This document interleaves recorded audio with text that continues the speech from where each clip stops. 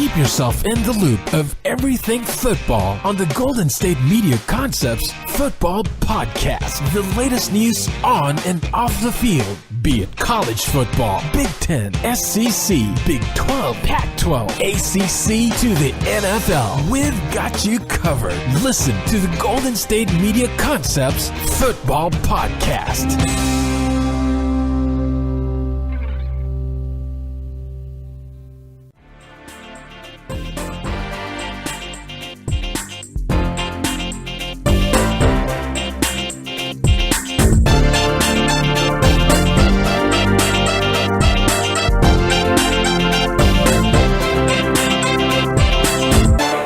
All right, and welcome to the GSMC Football Podcast. This episode is brought to you by the GSMC Podcast Network. And as always, I am your host, Jesse Tapia. And as always, Terrell Owens is in the media. All right, we have a lot to talk about today. More so, we're going to be spending the first segment talking about T.O. and his decision to decline an invite to the Hall of Fame induction ceremony. I mean, I'm not going to get into it yet. Well, let me tell you what else we're going to talk about. Okay, so what else we're going to be talking about is Julian Edelman coming off of a torn ACL. Missed pretty much the entire season last year. And was looking to get back onto the field. Now he's going to have to wait 4 more games, suspended for the first 4 games of the season due to a PED suspension. I'm going to pretend to tell you how this will affect the Patriots, and then I'll realistically tell you how this doesn't affect them at all. Okay? So we'll do that for the second segment. Third segment, we got Jarvis Landry, new Cleveland Brown, talking about how the quarterbacks over in Cleveland are better than the ones over in Miami. That gives us something to talk about. Normally wouldn't be news, but nonetheless, it's been a slow week in the NFL. Okay, so we'll be talking about that. And then for the fourth segment, as we always do, we'll find something to talk about as far as news and football goes, or just anything, topic, discussion, top players, whatnot. You know how it goes for the fourth segment, okay? So that's how the show's going to go today. All right, so let's just get into this whole Terrell Owens situation thing. And, I mean, Terrell Owens, okay, I remember him back when he was with San Francisco, back when he was getting into it with Jeff Garcia and all. Obviously, had his problems there, ends up leaving. Okay, moves over to, did he go to Philly or Dallas first? I think he went to Philly first. Okay, and let me pull up Terrell Owens' little career and all that, just so I could double check. All right, but nonetheless, I mean, like I said, back in San Francisco, never really got along with his quarterbacks and all. Okay. And let's see, Terrell Owens is 44 right now. You think T.O. could still play? Nonetheless, yeah, he leaves San Francisco, was there from 96 to 2003. Okay. Ends up going to Philly in 04. They make the Super Bowl. Breaks his foot. Plays. Nonetheless, they lose. Okay. Plays 1 more year with Philly. Then after that, goes to Dallas. And played pretty well with Dallas. Actually, really well. I mean, he had 13 touchdowns 1 year, 15 the next. Over 1,000 yards each year. Over 80 receptions. I mean, T.O. did pretty well for himself. I would say so. Okay, well enough to the point where he made the Hall of Fame. Then he goes to Buffalo. Let's see, he caught 5 passes there, 5 touchdowns, 829 yards, 55 receptions. And then over when he was with Cincinnati, he actually had a pretty decent year. All right, 72 receptions, 983 yards, 9 touchdowns, just given that it was his what? Let me see. His about 15th, 16th year in the league. 15th, I think. Yeah, 15th. All right. So he ends up retiring and all, and now we got to wait. Okay, when's Terrell Owens going to make it back into the Hall of Fame? Or make it into the Hall of Fame, not back in. Okay. 5 years have passed. He's finally eligible. And he doesn't get voted in the first year. Not a first ballot. Okay. That seems a little off. But nonetheless, we'll see next year. Next year, he doesn't get voted in. Okay. How about the year after that? Yeah, in his third year of eligibility, he gets voted in. Okay. I do think it was wrong of the committee to wait so long to vote him in. I understand that he wasn't the biggest media darling or anything like that, but Terrell Owens did give them plenty to write about. And I think that the media, especially pro football writers, are a bit entitled, I feel. Okay? They like to pretty much control things. All right? And I feel like with Terrell Owens, that's what they were doing here. Kind of punishing him, I guess, for being the loudest person in the room when he was playing. All right? And I think that's how we got here. Meaning that's why Terrell Owens is declining an invite. Okay, if Terrell Owens gets in the first time, do you really think that he declines the enshrinement ceremony? All right, I don't think so. I think that this is all avoided, and this is a nice little process that we all get to enjoy. Okay, but of course, given that the media didn't vote him in the first time, given who Terrell Owens has shown us to be, okay, meaning misunderstood, a bit selfish and all, we get this. So he did release a statement and all. He wrote out, "I am so grateful for all the support of my family, friends, and certainly my fans have shown me throughout my entire career in the National Football League." All right, when it was announced that I was going to be inducted into the Pro Football Hall of Fame, the response received from my fans was overwhelming, and I am truly humbled. I am honored to be included among this group of fellow inducted individuals. While I am incredibly appreciative of this opportunity, I have made the decision to publicly decline my invitation to attend the induction ceremony in Canton. I have already shared this information with the Hall. After visiting Canton earlier this year, I came to the realization that I wish to celebrate what will be one of the most memorable days of my life elsewhere. At a later date, I will announce where and when I will celebrate my induction. I would also like to thank the San Francisco 49ers, the Philadelphia Eagles, the Dallas Cowboys, the Buffalo Bills, and the Cincinnati Bengals for the time I was granted with each organization. I am thankful for the relationships forged and the lessons learned while part of each team. I wish to congratulate all past, current, and future inductees. It is quite an honor to be part of such elite company. This honor is something that I will cherish forever. Terrell Owens. Okay, that's his statement. And, I mean, it's a very odd decision. Well, not odd, it's just different for him to turn down the invitation. Granted that I don't think anyone has ever turned down the invitation to the enshrinement ceremony. Okay?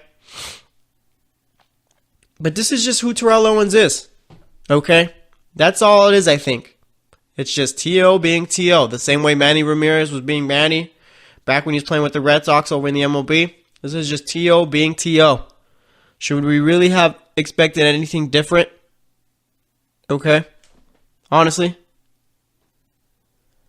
I mean, we had to have thought that Terrell Owens, of all people, was going to try and figure out a way to get back at the Hall of Fame.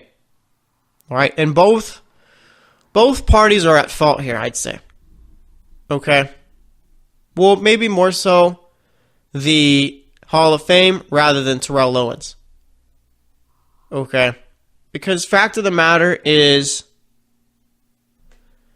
I get that Terrell Owens was a big distraction and was not the greatest to deal with in the NFL.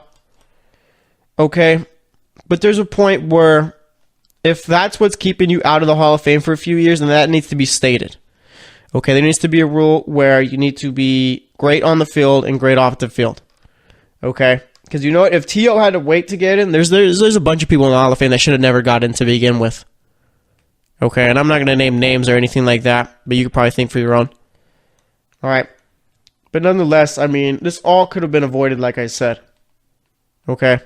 It all could have been avoided if they just would have inducted him as a first ballot Hall of Famer, which he should have been. I understand people want to say, oh, no, T.O. is not a first ballot. You're wrong. That's just false. Okay? Extremely false. Terrell Owens is a top 3 receiver all time, and that's not really up for debate.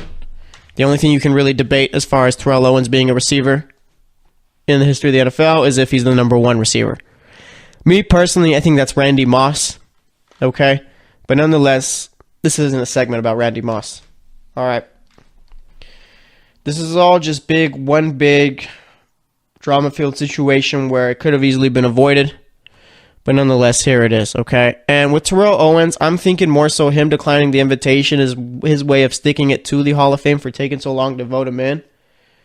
But, I mean, there's also could be a situation where T.O. just wants his own little ceremony. He wants his own for T.O., okay? Because let's not act like T.O. was the most selfless person in the NFL. Okay, there's interviews with Jeff Garcia basically saying that the 49ers could go out and win a game, but if T.O. only had about 5 targets that game or whatever, it didn't matter. He'd be frustrating because he didn't get the ball as much as he thought he should have. Okay, and there was games where they lost, but T.O. was out there pretty much having a great game, caught 10 passes over 100 yards and a touchdown, and he's as happy as it can be. All right.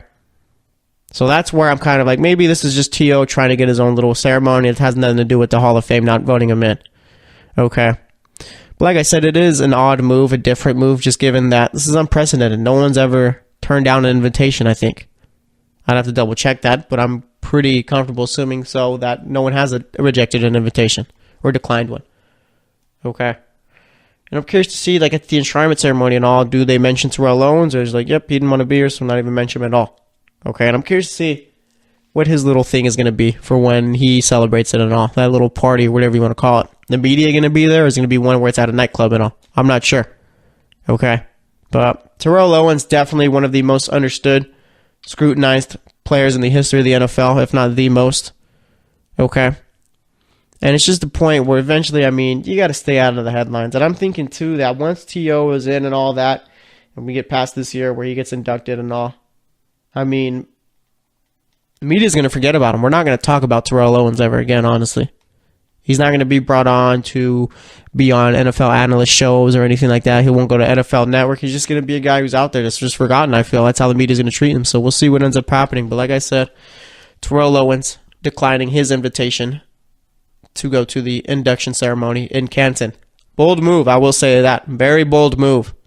So we'll see what ends up coming from it. But nonetheless, we're going to wrap it up here. Next up, we're going to be talking about the Patriots and Julian Edelman, so stay tuned, and I will be right back.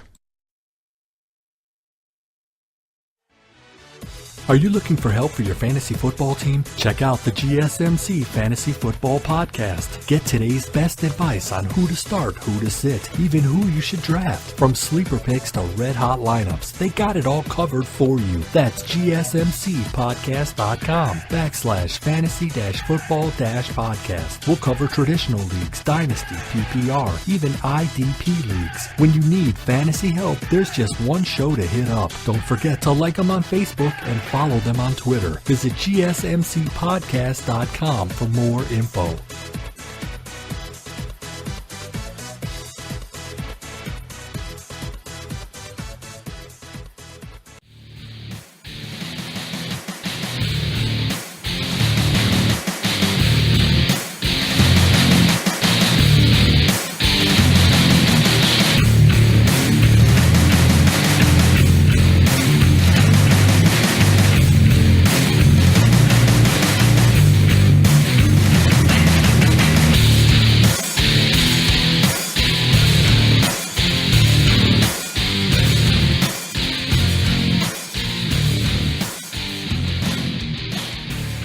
All right, and welcome back to the GSMC Football Podcast. We spent that first segment talking about Terrell Owens being bold enough to turn down and invite to the Hall of Fame induction ceremony, the enshrinement ceremony. I mean, what did we expect? Did we expect a situation with Terrell Owens to go over smoothly and no real story come out of it, or did we expect a story to come out of it? Because that's exactly what happened. Okay, this has got to be one where T.O. is sticking it to the man because they didn't vote him in the first time or whatnot. And frankly, I'm over Terrell Owens. Okay? He's still top 3 receiver all time and all, but just get it over with and be done with him. Okay? I don't need to hear about Terrell Owens anymore. Okay, it was entertaining reading the stories about him back when he was in Philly, Dallas, and all, San Francisco. But nonetheless, now it's just a point where it's gotten old, honestly. I literally just came up with this right now, too, as far as this feeling. I mean, it's old. I'm tired. It's tiring. Okay, come up with something new rather than it just be the same old Terrell Owens stories every year. He's always going to try and find a way to put his name out in the media, I guess.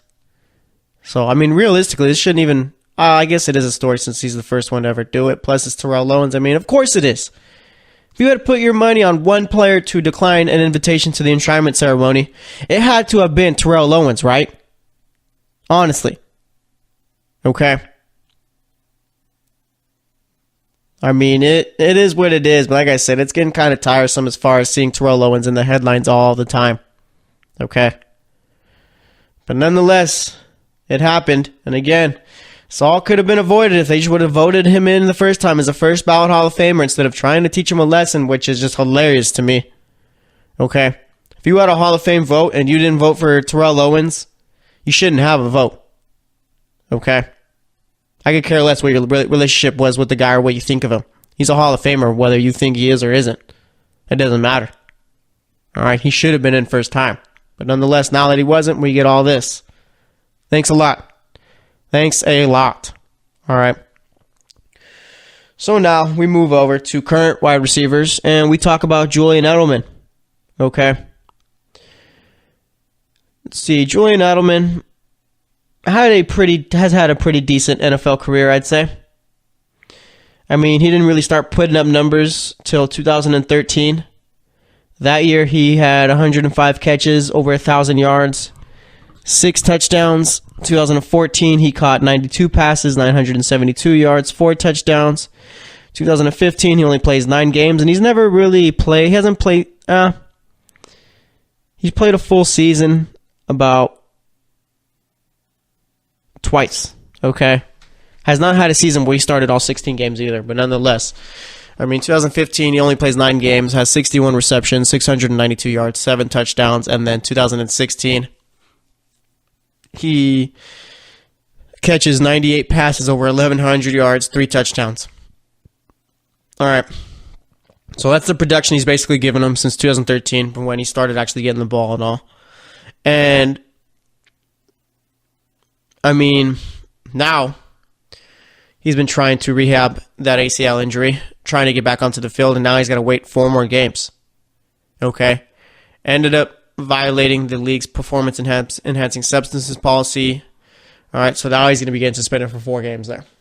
All right, so now let's pretend how this affects New England going forward for those 4 games. So, I mean, in those 4 games, you got the Texans week 1, the Jags week 2, Lions week 3, Miami week 4.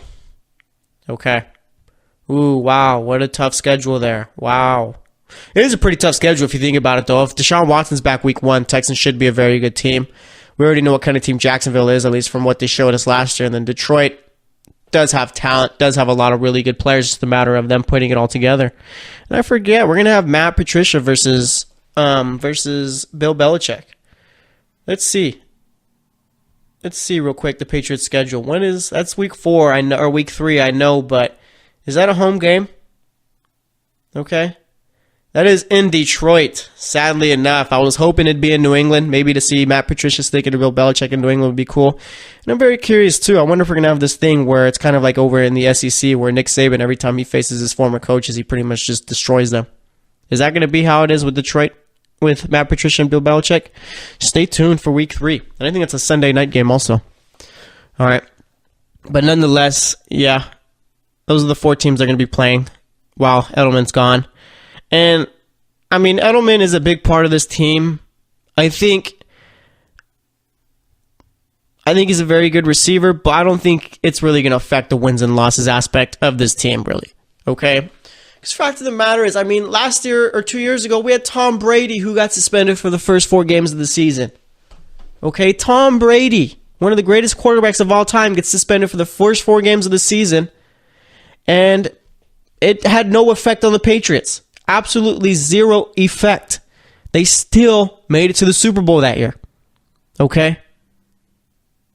And if Tom Brady can get suspended for 4 games and the Patriots be like, okay, whatever, that's cool, we'll still go to the Super Bowl.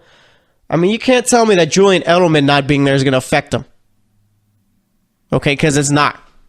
The Patriots are perfectly fine. I think they could care less about whether or not Edelman is there for those first 4 games. Of course, Edelman is the best receiver on that team, but it's not like it matters. Okay? It doesn't. It matters not one bit. Okay? Edelman could miss the season again, and the Patriots' chances of making a Super Bowl wouldn't get better, and it wouldn't get worse. Whatever it's at right now, it'd stay there. Okay? And I mean, looking at the Patriots wide receiver corps, okay, they don't have any truly big names or anything like that. Drafted Braxton Berrios, Kenny Britt still there, Philip Dorsett, Chris Hogan, Jordan Matthews, Malcolm Mitchell, Cordell Patterson. Which receivers there have ever produced a solid season as far as a solid career as far as being a number 1 guy? None of them. They're all guys who have pretty much just floated around. Okay? And I'll tell you this much, Jordan Matthews is going to be the guy that steps up and pretty much does a great job while Edelman's gone. Okay? Jordan Matthews isn't a bad receiver by any means. If anything, I just needed a little shock to the system and needed to end up in a place like New England to revive his career. All right. Because he got what? Traded to the Bills, Jordan Matthews. Didn't really do anything there. Okay. And let me look at Jordan Matthews' career over the years. Jordan Matthews was pretty good over in Philly, but let me see exactly. So he starts his career in 2014, catches 67 passes, 872 yards, 8 touchdowns. 2015, he catches 85 passes, 997 yards, 8 touchdowns. 2016, his last year with Philly, catches 73 passes, 804 yards, 3 touchdowns. And then 2017, catches 25 passes with Buffalo, 282 yards, 1 touchdown. Okay. Had 3 decent years with Philly. 2 of them pretty good. His 2015 season really good. 2016 is all right. If he's a number 2 receiver, those are good numbers. Okay, but nonetheless, he's not like bad. He's not damaged goods. He's still got a career ahead of him. And I don't know how we continue to let these guys end up in the Patriots' hands now that I think about it. But yeah, he's going to be a guy who's going to thrive with Edelman out for the first 4 games of the season. Okay? Watch. Jordan Matthews going to be great for those first 4 games. And he's going to have a solid season with New England, and his career is going to be revived once again. Okay? Because that's just what happens over in New England. It doesn't matter who you are, they'll make you a good player. Okay? So like I said, Edelman being gone for 4 games literally does not matter. At all. Whatsoever. Okay, ESPN, Fox Sports going to try and create the narrative of, is this going to affect the Patriots for the first 4 games of the season? But remember what I told you, Brady was suspended for 4 games, and the Patriots went to the Super Bowl that year. Okay, it has no effect whatsoever. It does not matter. As many times people want to try and tell you it does, it doesn't. All right. But nonetheless, I mean, yeah, it's just, the story here is Edelman got popped for PEDs. Now he's being suspended. It's not, how the Patriots going to get past us or whatever, because that's not a story. We already know they are. Okay? Let's not waste our time. That's the goal for this year. Let's not waste our time with these stories. Okay? Let's actually get stuff out there that matters, rather than trying to feed the narrative, Julian Edelman's out, the guy who's only had 2,000-yard receiving seasons. How is that going to affect the Patriots? Quick answer, it doesn't. Okay? So we'll see what ends up happening. I mean, like I said, now it's just a matter of checking to see which receiver is going to step up in his absence and have absolutely a monster year. Is that going to be Braxton Berrios? Is that going to be Jordan Matthews? I think it'll be Jordan Matthews, so that remains to be seen. Nonetheless, though, you have Tom Brady talking to the media again, says that the reason he missed OTAs was personal, didn't have to do with the coach. I think he does have personal issues with the coach, but Tom Brady says it wasn't about the coach, then it wasn't about the coach. Okay? So now it's mandatory minicamp time. I mean, everyone's where they need to be. Tom Brady's there. Gronk's there. I mean, remember, we had all those stories. Tom Brady's not at OTAs. What's happening? Yeah, it wasn't a story at all. Okay, so we'll see what ends up going on with the Patriots this season. like I said, Edelman being gone for those first 4 games shouldn't affect them in any way. He didn't even play last season, and they went to the Super Bowl. All right? I mean, come on now. You really think Julian Edelman's going to affect this team as far as wins or losses? No, he's not. So, thanks for listening to this segment. Next up, we're going to be talking about Jarvis Landry's comments about Miami's quarterbacks. So, stay tuned for that, and I will be right back. Check out the show that's built on the MMA. From the UFC to extreme cage fighting, they got the fights covered. Check out the GSMC MMA podcast. Get the latest news on past or upcoming fights. Join us as we talk to and about some of the biggest names in the MMA, past, present, and future. When it's the fight game, there's just one show to check out. GSMCpodcast.com/MMA-podcast. Don't forget to like them on Facebook and follow them on Twitter. Visit GSMCpodcast.com for more info.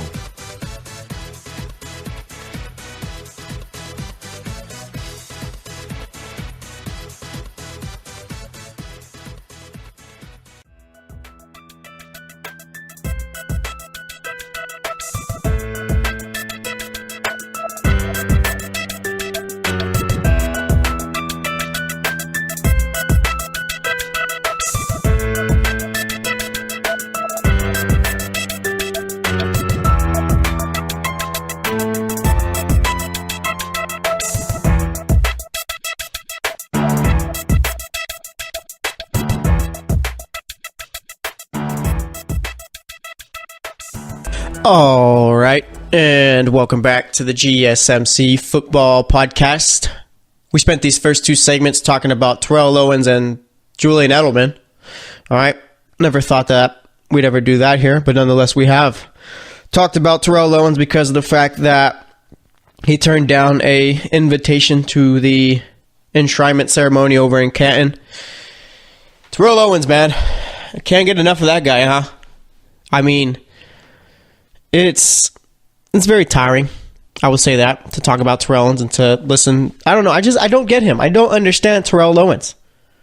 Okay? I really don't. Like, he had to have known that this would be a big deal and all, didn't he?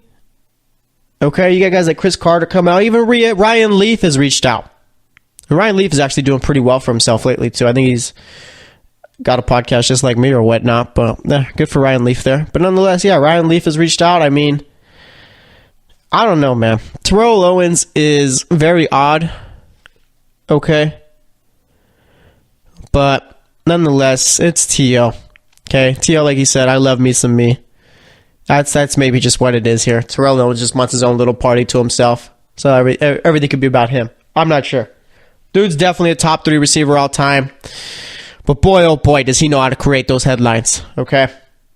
Like I said, for the second segment, we talked about Julian Edelman, failed a PED test, now going to be suspended for the first 4 games of the season. Oh no, what are the Patriots going to do? Oh, they're going to do exactly what they always do and be fine, okay? Doesn't matter. I mean, does this put them in the Des Bryant sweepstakes? Maybe. We could talk about that in the 4th segment, possibly, but yeah, it doesn't matter that Julian Edelman's not going to be playing for the first 4 games. I mean, me not playing for the Patriots this season pretty much has the same impact on Julian Edelman not playing for the Patriots for the first 4 games, meaning there is no impact whatsoever. Okay? And I'm not trying to diminish Julian Edelman's talent or anything like that, but I mean, it's just the truth. Okay? It doesn't matter. Brady missed 4 games. Didn't matter. Patriots are going to find a way, as they always do somehow. Or maybe this could be it. Maybe Julian Edelman not playing for the first 4 games of the season is going to be their downfall. Maybe. All right. But nonetheless, I mean, there's that. Now for this segment, okay, this is how you know it's the offseason. We're going to be talking about the Browns and Dolphins in the same segment. Okay? That is definitely how you know it's the offseason. But nonetheless, Jarvis Landry asked about quarterbacks and all, said that there's better quarterbacks over here in Cleveland than there was in Miami. And that seems to be the mantra. Okay, the statement that every receiver makes once they leave Miami. Brandon Marshall's talked about it. Jarvis Landry now. And more times than not, they're right. Okay? But with Jarvis Landry making this one, I think this might be one of the few times where a receiver was wrong talking about the quarterbacks in Miami. Okay. Now, those that have listened to the show know that I'm a big Tyrod Taylor fan. I think he's a very good quarterback. Not a great quarterback, but I think he's a good quarterback and a quarterback who did the Buffalo Bills to the playoffs. Okay. But do I think he's better than Ryan Tannehill? No. Okay. I think Ryan Tannehill spent that 2016 season at a very good spot. Obviously, the downfall was that he blew out his knee against the Cardinals that year. I think it was, week 13, 12, something like that. Week 14, I think. Something like that. Okay, I think it was week 14, actually. Or 15. It might have been 15. Okay, but nonetheless, I mean, I don't know really what Jarvis Landry's getting at here. It just seems like he's a little bit bitter that Miami just decided not to pay him. Okay, and that's not just because of this one thing, but just listening to him over the months. Okay. And I feel Jarvis Landry doesn't really have anything to complain about as far as the quarterback situation over in Miami because Tannehill always continuously found a way to get him the ball. I don't think there's ever a time where Jarvis Landry just wasn't getting the ball and was frustrated at it. If anything, he was the number one receiver on that team. Okay? And, I mean, maybe it's just one where it's like, you know what, I'm going to pump up the guys on my team. Okay, I'm going to talk about how good the quarterbacks are here. Because, I mean, the Browns do have a decent quarterback situation right now, I would say. Okay? When they've really never had one. I mean, you look at that Cleveland Browns jersey where they got all the quarterback names on the back. That'll tell you pretty much. Anyone asks you, has Cleveland ever had a great quarterback? Show them that jersey, and they'll know the answer. Okay? But nonetheless, I mean, as far as situations, I would say that I don't know. I don't know if I could tell you who the better team between Miami and Cleveland was right now. Okay? Cleveland's got a lot of star power, but I think Miami's got guys in spots where pretty much it's a system team now, Miami, I think. Okay? You don't have guys who have superstar names or anything like that, but nonetheless guys who can do a job and who have done it well. It's just more so they've never really gotten the true recognition. Okay? But I think this is all just part of the fact that, like I said, I think Jarvis Landry's a little bit bitter that Miami just decided not to pay him. Okay? And I mean, what do you expect Jarvis Landry to say? Oh yeah, Miami's quarterbacks are way better than what we got over here. I mean, of course he's going to go out and say that his guys are better. Okay? But maybe he was just talking about Cutler and Moore. Okay, because he was talking about, quarterbacks over here are better than Jay Cutler and Matt Moore. Sure, of course, yeah, I'm 100% behind that. But going out and saying that these guys are better than Tannehill or whatnot when Tannehill pretty much got you the ball whenever you needed it, I don't know. All right? But, I mean, both of these teams are in weird places right now. The Browns obviously are trending up right now, trying to start winning games rather than losing them all the time. All right, you got a real solid team on offense with Josh Gordon, Jarvis Landry, and Corey Coleman. Also, you got Carlos Hyde, Duke Johnson, who they just inked up to a long-term deal, 3 years, $16 million. I think it is, 16.5 possibly. I think it is. I think that's a good little deal for Duke Johnson too. I think he's done a real good job with Cleveland. Did well to fulfill the role that he's been presented there. Okay, also got Nick Chubb. I mean, that offense is looking good. The only real worry there is the offensive line, even then, so their offensive line isn't necessarily terrible or bad or anything like that. Okay. As far as the defense goes, defense kind of makes me nervous a bit. They got a lot of young guys there, and when you got a lot of young guys on defense, it's a lot of mistakes. But, of course, if they pretty much learn on the fly and develop as they go, they'll be fine, I think. All right, you got Myles Garrett. You got Ogba out there. Denzel Ward, who you took in the fourth pick of the first round. Took Damaris Randall. Okay, they do have some solid players there. And as far as Miami goes, I mean, they are a very odd team going into the season. Okay, they could either be very good. I'm not talking about like Jacksonville Jaguars good or anything like that where they're competing for the division. I'm talking about like making the wild card and all. They could be good for their standards. That's very good. So they could be very good or they could be very bad. I don't think there's a real in-between with this team right here. Okay. I'm not expecting Miami to go out and beat the Patriots twice this season or anything like that. But, I mean, they could be a team where, just given their schedule, they could win some games this season. Okay? And I'm thinking maybe this Jarvis Landry move is probably one that was best for both parties involved. Miami didn't have to pay him. Jarvis Landry gets paid by the Browns. Plus, he's going to have a nice little spot on that offense. Okay. So, I mean, fact of the matter is, as much as Jarvis Landry wants to go out and say that the Browns quarterbacks are better than what he had in Miami, I don't think that's entirely true. I mean, one is Baker Mayfield, who we haven't seen take a snap yet. Okay. And you got Tyrod Taylor, who, like I said, is a very good quarterback. I think him and Ryan Tannehill are probably on the same level. And I think that says more about Taylor than it does about Tannehill. Okay. And like I said, I probably put too much hype into Taylor, but I mean, when you take this Bills team to the playoffs, given you have no weapons on offense besides LaShawn McCoy, and you don't really turn the ball over, I mean, that's the makings of a very good quarterback, isn't it? I don't understand why the league has always been so against them, but nonetheless, I mean, it's everyone's opinion there. And I think I got a little segment idea for the next one. We're going to rank the quarterbacks going into this season. All right.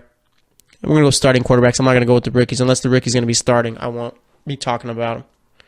So, yeah, we'll do that next segment. But nonetheless, I mean, Browns and Miami both trying to come up from the bottom. Both teams have been relatively really bad the last 2 decades, I'd say. Okay. No real directions. Now both teams seem like they got a direction, so it's going to be very interesting to see how they all end up. But, of course, wanted to bring up these two teams because, like I said, Jarvis Landry made some comments about the quarterbacks. And, I mean, for Miami, their season basically rides on Ryan Tannehill. If Ryan Tannehill does not play well this season, then they have no shot whatsoever being a decent team. Okay? I mean, I feel like the offense just seemingly rides on Ryan Tannehill, and so does Adam Gase's job, I feel. Didn't take a quarterback in this past draft. Obviously, you're saying, you know what, Tannehill's the guy. I'm putting my job on the line, and I'm going to have him trying to save it.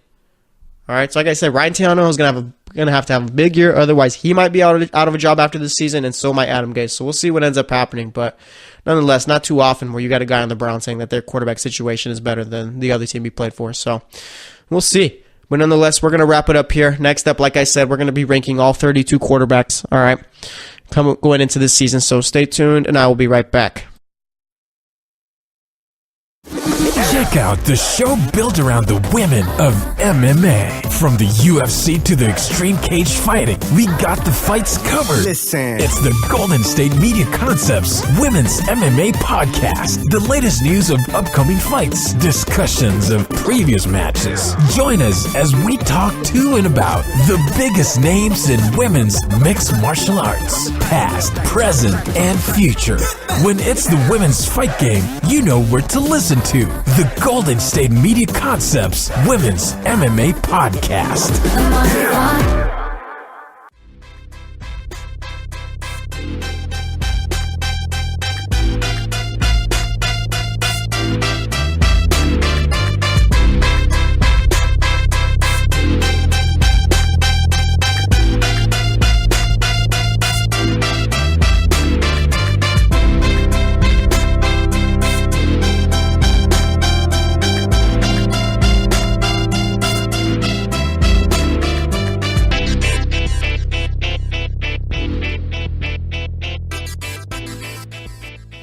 All right, and welcome back to the GSMC Football Podcast.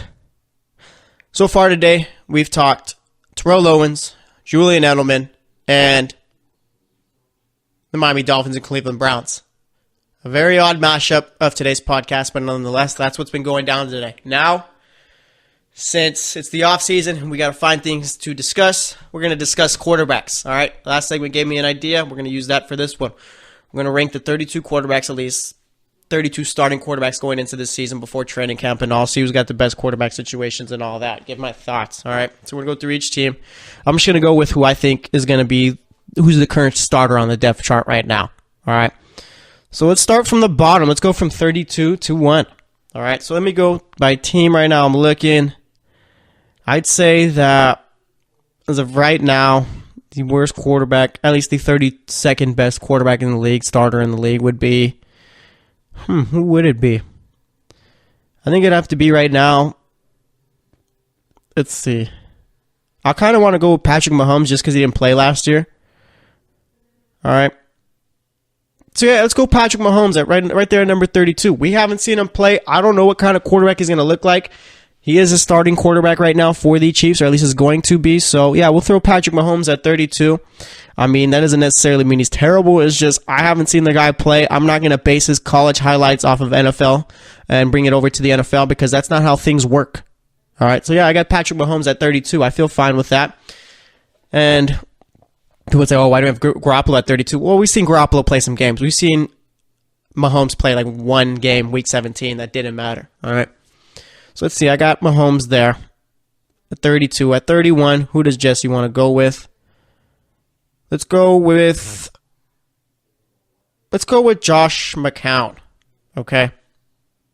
And that might be a little low for Josh McCown. I don't think he's necessarily a terrible quarterback, but it's just one where that dude's been a career backup, career journeyman quarterback over his career, and it's just more so he's holding a spot for Sam Darnold till he's ready to go. So I got Josh McCown at number 31. He's done really well for himself, though, over his career, I'd say, making a lot of money there. So 31, I'll go Josh McCown. At 30, let's go, and I'm sure we're going to have some hot takes in here. 30, let's go Mitch Trubisky. Actually, no. Let's go Joe Flacco, yeah? Yeah, Joe Flacco. Let's throw him at number 30. Joe Flacco's been really bad the last couple of years, okay? Like, really, really bad. Joe Flacco, we used to have the conversation, is he elite? Now we don't, okay? And we should never have that conversation again. And it just seems like now he's holding the place for Lamar Jackson this season up until Lamar Jackson's ready to go. All right, I mean, you don't draft a quarterback in the first round and just expect him to be a career backup, right? Also, this is the last year I believe that the Ravens have to pay Joe Flacco's guaranteed money, so he's got to be on the way out. And plus, I just don't think he's a very good quarterback. So at 30, we got Joe Flacco. Actually, I'll put Joe Flacco at 29. At 30, I'll put A.J. McCarron. Completely forgot about McCarron. All right, McCarron has been a guy who has only played a handful of games also. I mean, you could even have McCarron at 31. You know, let's switch it out. We'll go Mahomes at 32, McCarron at 31, McCown at 30, Flacco at 29. Okay? So we already talked about McCown and Flacco, but now McCarron, I mean, like I said, he could be a decent quarterback, but it's just we haven't seen enough of him. So that's why I got him at 31. So we're done at 29. Now we're at 28. Let's see, who's the 28th best quarterback in the league right now? Let's say that would be, and these are a little tough. I'd say Sam Bradford? I think I'd have to go Sam Bradford. All right. Let's go to Sam Bradford at 28. Sam Bradford, he's never really moved the needle for me. I mean, he's been able to stay in the league a long time, able to get a lot of starting jobs, but it's just he hasn't really done anything. He's never played in the playoffs. He's never thrown for like over 4,000 yards or anything like that. He's just been a safe quarterback who gets injured midseason every year, I feel. All right, so I do feel pretty comfortable going at 28 with Sam Bradford there. And like I said, he just hasn't really done much. Okay? I don't necessarily think that it's his fault, because like I said, he gets injured all the time, but nonetheless, I mean, like I said, he just hasn't done enough. So we got him at 28. At 27, and this is real tough, because I don't think there's really too many like terrible quarterbacks or anything like that. At 27, I think we got to go with, so we've done Buffaloes, we've done the Jets. I'm just looking at all the bad teams right now. 27, do you go with Andy Dalton? And I feel like that can't be right. Okay. But I think we do got to go Andy Dalton here. Andy Dalton last couple of years has looked real bad. That might just be due to the fact that he's had a terrible offensive line. But nonetheless, like I said, last 2 years hasn't looked great.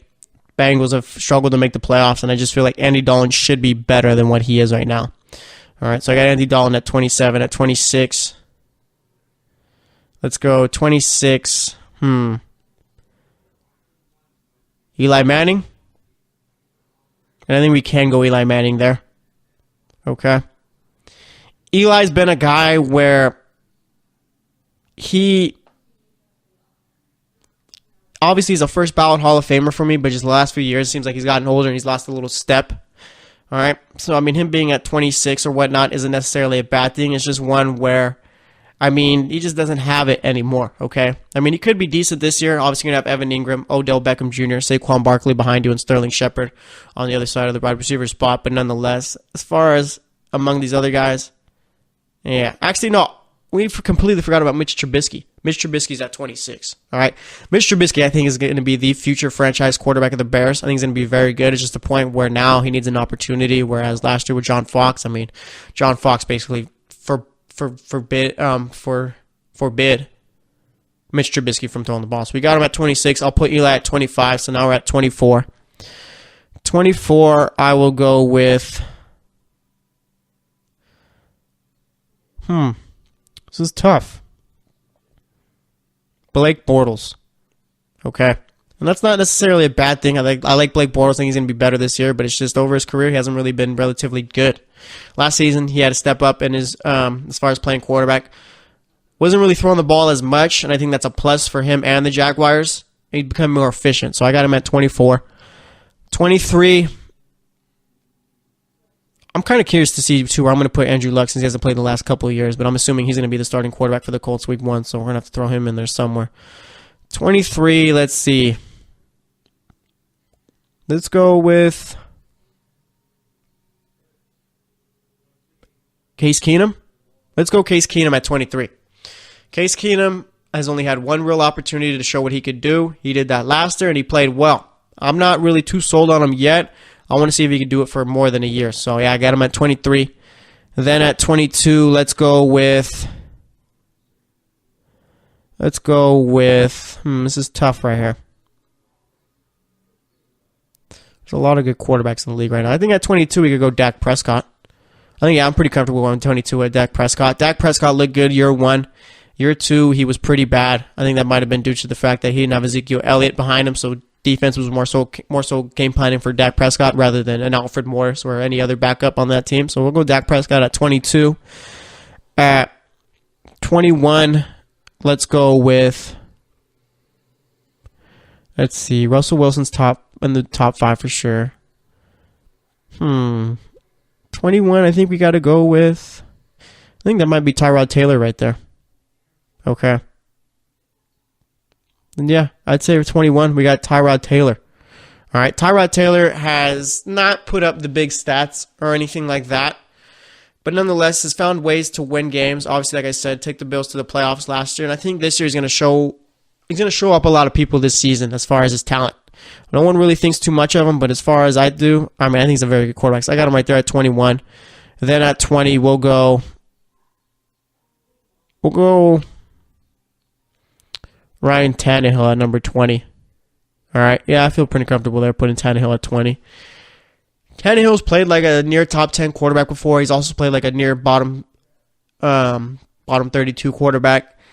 Didn't play last season, tore his ACL in 2016, so we got to wait and see exactly what he looks like this season. So yeah, I'll put him at 20. Then at 19, we'll go with...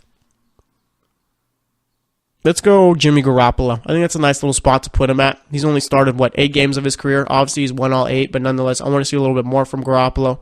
Garoppolo's a guy that's more so trending up. I don't want to put him too high, given that he hasn't played enough, though. So I got him at number 19. Number 18. Okay. Let's go. I want to go Jared Goff. I think I want to go Jared Goff. I'm going to go Jared Goff at number 18. All right. Jared Goff looked terrible his first year. Second year looked really good. This year we're going to see what kind of step up he can make here. So yeah, I got Jared Goff at number 18. At number 17, let's go with Derek Carr. Yeah, let's go Derek Carr at number 17. Carr has looked good so far in his Raider career. All right, they made the playoffs one year, but he ended up getting hurt before the game. Okay, then last year he fractures his back, misses a week, comes back, and I think that was a real downfall of his season. I don't think he should have came back as quick as he did. So I got him at number, 17? Yeah, at 17. 16, this is about to be the top half of quarterbacks. Let's go at 16. Let's see, we've named 3 of the AFC West quarterbacks. We've done 2 from the AFC South, 3 from the AFC North, 2 from the AFC East. Let's go at number 16. Let's go Jameis Winston. Okay. Actually, do I want to go Mario? I'll go Winston since Mariota's had more success. So I'll go Winston. Winston could be a very good quarterback, could even be a great quarterback, but it's a point where he's got to stop making those silly turnovers. So until he does that, he's a top half quarterback. But yeah, I got him at 16. Then You know what? Let's go Andrew Luck at 15. Let's just get him out the way. Obviously, Andrew Luck, when he's healthy and playing, he's a top 5 quarterback, but we have to wait till that happens. So, I mean, he's missed about a year and a half. So, I'll go with him at number 15. At 14, I'll go, and again, that is subject to change, given that I just want to see Andrew Luck play and see him ready to go. 14, I will go Marcus Mariota. Okay. Yeah, I'll go Marcus Mariota at 14. Marcus Mariota's done well for himself in his first 3 years. He's been to the playoffs. He's won a playoff game. I think this year he's going to have a real great season. So, yeah, I think 14 is good for Marcus Mariota. Then we get to number 13.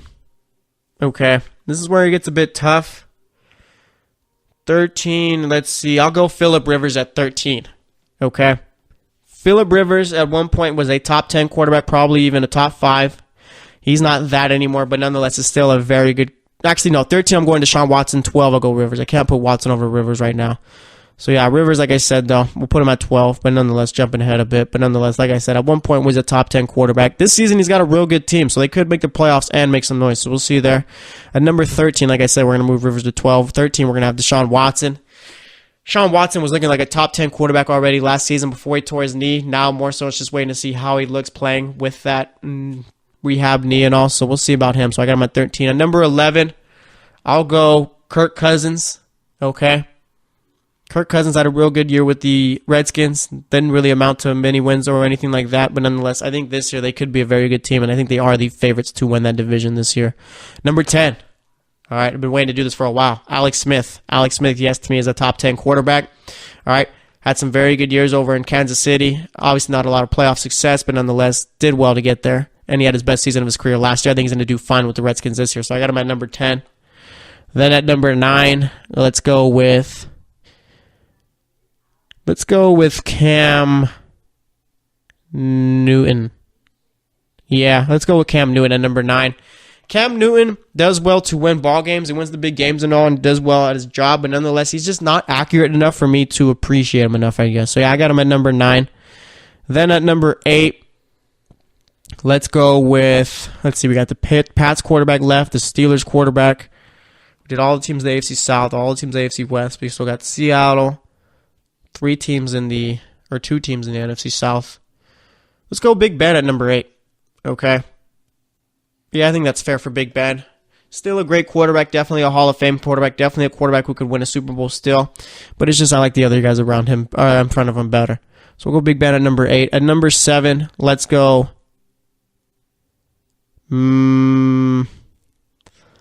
Let's go Carson Wentz at number 7. I think Carson Wentz at number 7 is a good one. Okay.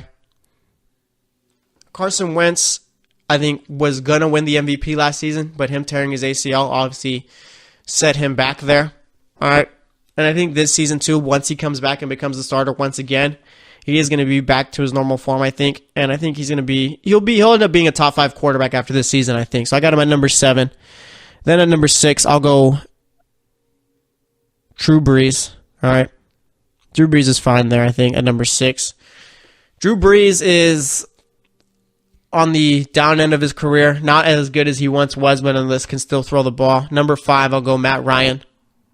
Okay, and I think I skipped a spot. But anyway, we'll go Matt Ryan at number 5.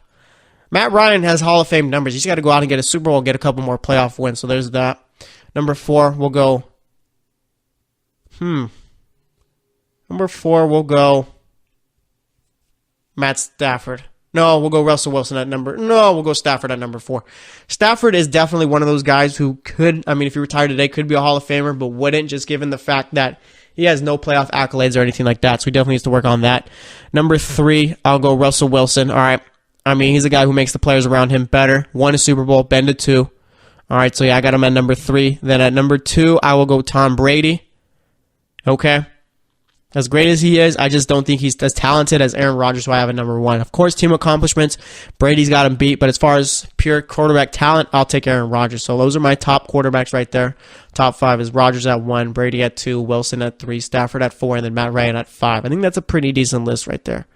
All right, but nonetheless, that's my list. We're going to wrap it up here. Today we talked Julian Edelman, we talked Terrell Owens, we talked Dolphins and Browns, and then we ranked my top 32 quarterbacks going in right now. So thanks for listening to the GSMC Football Podcast. As always, I am your host, Jesse Tapia. We will be back tomorrow, so stay tuned for then, and I will talk to you later.